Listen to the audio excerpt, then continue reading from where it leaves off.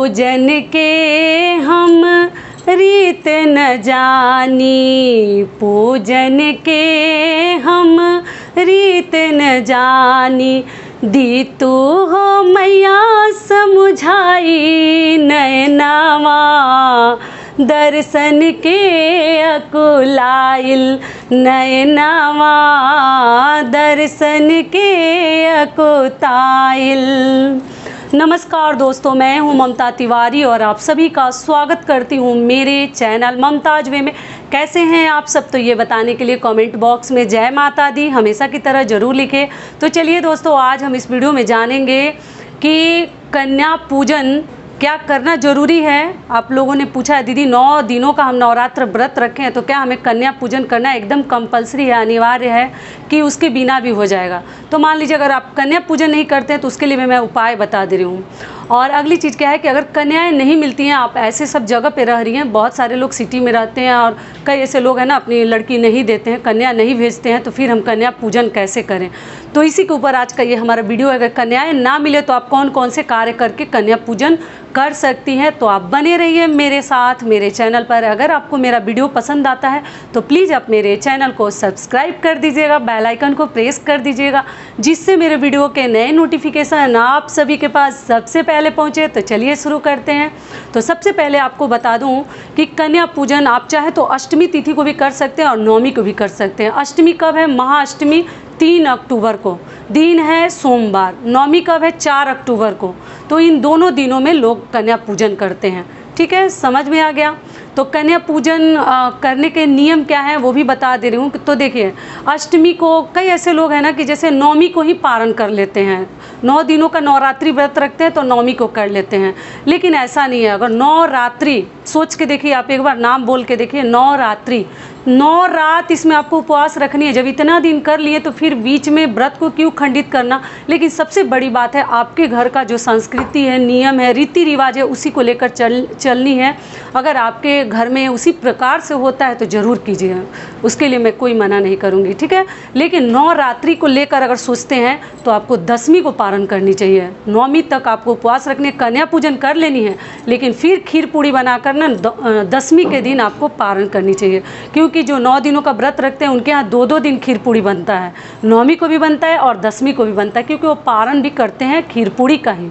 ठीक है, वही सबसे माता का प्रिय प्रसाद है खीर पूड़ी और चने का प्रसाद हलवा। तो देखिए, अगर आप लोग पूछेंगे दीदी 9 दिन का व्रत रखें तो क्या कन्या पूजन करना जरूरी? बिल्कुल ज़रूरी है।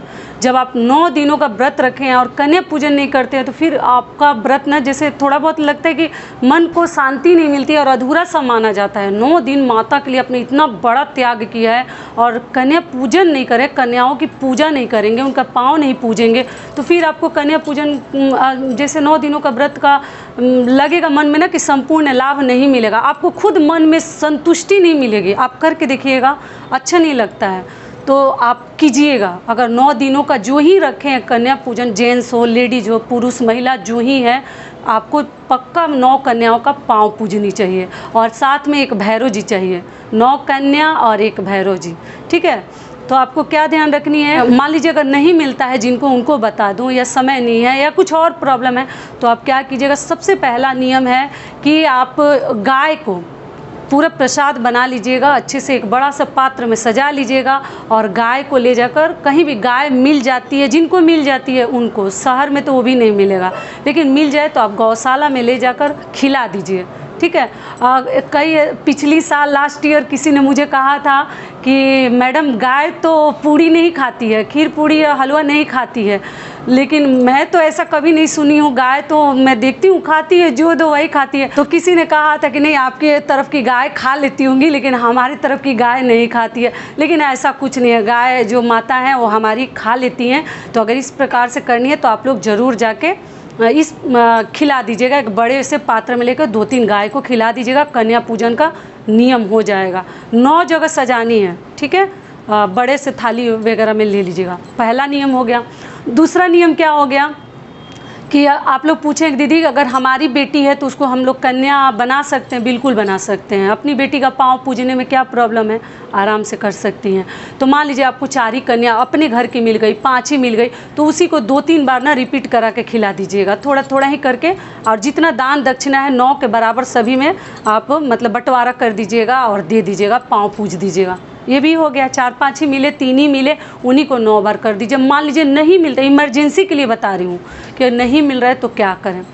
अगला क्या है, तीसरा नियम कि अगर कन्याएं नहीं मिलती हैं तो आप क्या कीजिएगा, मंदिरों में भी कन्याएं रहती हैं तो वहाँ जाकर आप पैकेट बना लीजिएगा। हलवा पूड़ी सूखा दे सकते हैं, खीर भी अगर चाहे तो कटोरी वगैरह में आप भर के रख सकते हैं, या लोग मिठाई का भी पैकेट देते हैं, तो आप देख लीजिएगा। लेकिन शुद्धता के हिसाब से देखा जाए ना, क्योंकि मिठाई का ना शुद्धता का कोई प्रमाण नहीं है, तो बाकी आपकी मर्जी है। मान लीजिए आप जेंट्स हैं, पुरुष हैं, तो आप कहाँ से शुद्धता का ध्यान रखते चलेंगे। तो आप लोग क्या कीजिएगा, दुकानों में जाकर 9 पैकेट मिठाई बनवा कर, और अगर कन्याएं मिल जाती हैं, दिल्ली वगैरह में मिल जाती हैं, तो आप क्या कीजिएगा कि मंदिरों में बांट दीजिएगा। तो ये भी हो गया। और मान लीजिए आप महिला हैं तो घर से ही बना लीजिए पूड़ी, खीर, सब्जी, चने का और हलवा बनाकर पैकेट में पैक करके अच्छे से डिब्बा डिब्बा में रैप कर दीजिए, और आप मंदिर में भी दे सकते हैं। ये भी क्लियर हो गया। अगला क्या है, चौथा नियम क्या है कि सबसे सरल और आसान कन्या नहीं मिलती है तो आप क्या कीजिएगा, 9 कन्याओं का ना मूल्य निकाल लीजिएगा। कितना आपको दक्षिणा देना है, कि कैसा प्रसाद खिलाना है, क्या खिलानी है, सबका जोड़ के 1 का हिसाब निकाल दीजिए और 9 को जोड़ दीजिएगा। तो आप 9 कन्याओं का मूल्य निकाल लीजिए, कितना निकल के आया। बहुत ज़्यादा नहीं, अपने क्षमता के हिसाब से हर कार्य करने हैं, बाहाबही में नहीं जानी है कि इधर से कर्ज मांग लिए और क्या तो हम माता की पूजा कर रहे हैं। जितना है उतना ही में हमें सारे कार्य करने हैं अपनी क्षमता के हिसाब से। तो आप निकाल कर और उसको ले जाकर मंदिर में दान पेटी में डाल दीजिएगा। ठीक है, जो ही आपके आसपास मंदिर है आप दान पेटी में डाल दीजिएगा। अगर मंदिर नहीं भी है तो रख लीजिए, कहीं दूर मंदिर है तो कुछ दिन के बाद भी डाल सकते हैं, उसको अलग निकाल के रख दीजिएगा कि आपके पैसा वगैरह में मिक्स ना हो।